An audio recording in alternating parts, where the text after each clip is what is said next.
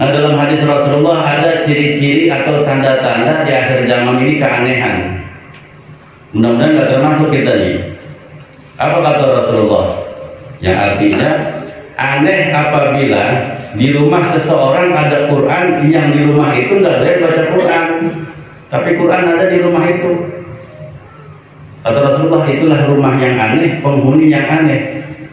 Di dalam rumahnya ada Al-Quran, ya, ada kitab suci Al-Quran, tapi isi rumah itu megang Quran juga enggak, boro-boro dah, lebih sering megang handphone. Maka kata Rasulullah, itulah rumah yang aneh dan penghuninya pun aneh. Coba kita rabat, termasuk dia yang dicatat Rasulullah. Masuk. Masya Allah, maka kelihatan dari wajahnya wajah aneh. Itu sabda Rasulullah, bukan kata saya. Kalau ngambek jangan saya. Ya, itu kata Rasulullah. Akhir zaman banyak keanehan, di antaranya Al-Quran ada di rumah seseorang yang di rumah itu nggak suka baca Quran, nggak suaminya, nggak istrinya, nggak anaknya, boro-boro pegang Quran, tapi ada di rumah itu. Nah, makanya biar gak jadi golongan orang yang aneh, ntar ambil rumahnya Al-Quran, lihat rumah lihat ada Al-Quran masih ada, alhamdulillah, pegang baca Quran. Karena itu ntar yang bakal nemenin kita kalau kita masuk lubang kubur.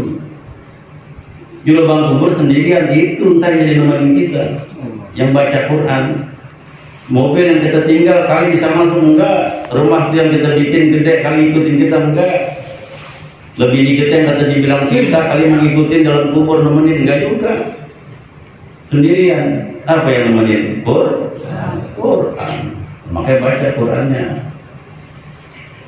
Nah, kedua, keanehan lagi kata Rasulullah, aneh apabila seorang laki-laki, seorang suami yang soleh, tapi dia nikah dengan istri yang tidak soleh, yang solehah maksudnya.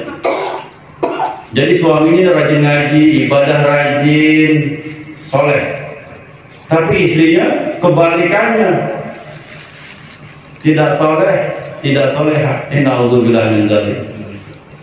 Jadi bawaannya nih istri nggak bisa nimbangin suami, bakar ribut mulu. Ada tetangga saya itu suaminya yang rajin ngaji dan ya mudah-mudahan termasuk orang soleh.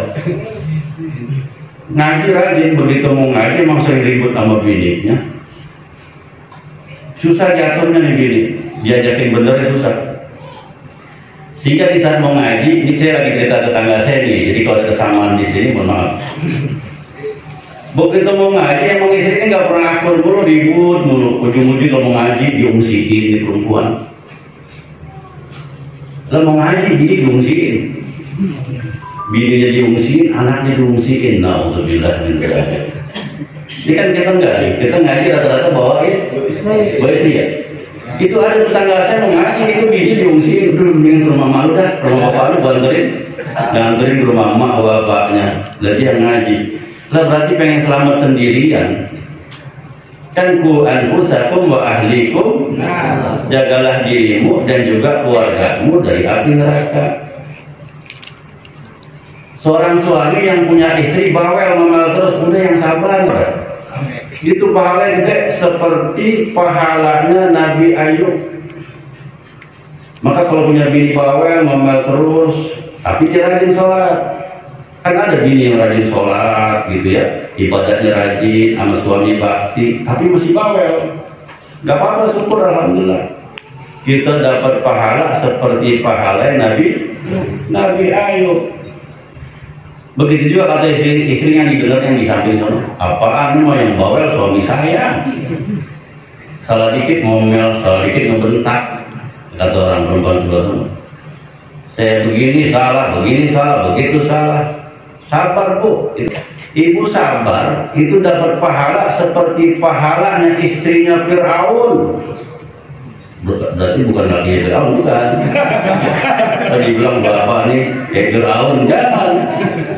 Maksudnya dikasih pahala seperti pahalanya istri Fir'aun. Siapa namanya? Asia. Punya laki kayak begitu, durjana pisan. Na'udzubillah. Sayur kurang garam dikit ngomel.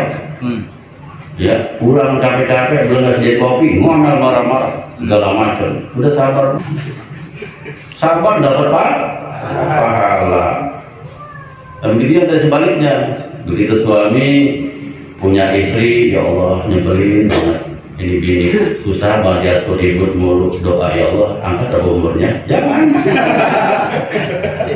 Jangan itu pahalanya besar seperti pahala Nabi Ayub. Makanya itu dia tuh aneh apabila seorang suami punya istri tidak salehah, dan sebaliknya seorang istri yang salehah punya suami yang tidak saleh.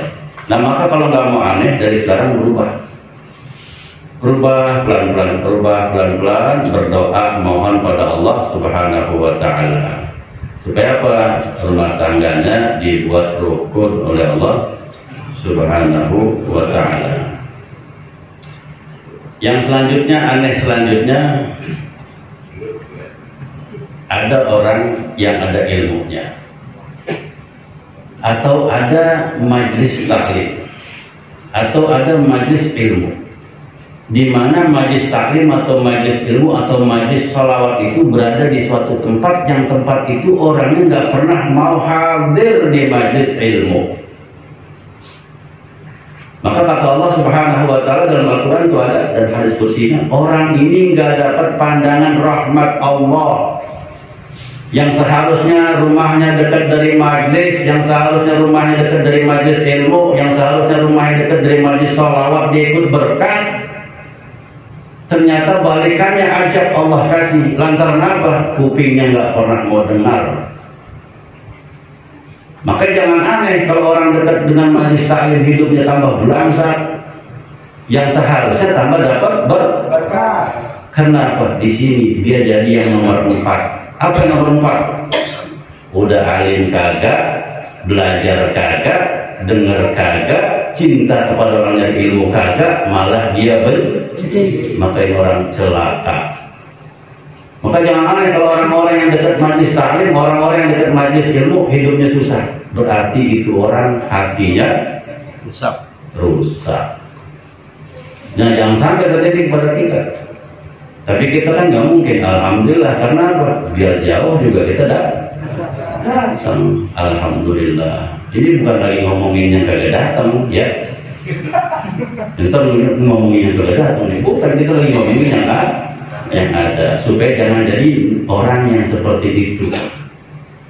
Karena berkahnya itu bukan main dahsyat. Nah mudah-mudahan kita dengan kumpul di sini dapat berkah syafaatnya Nabi kita Muhammad sallallahu alaihi wasallam.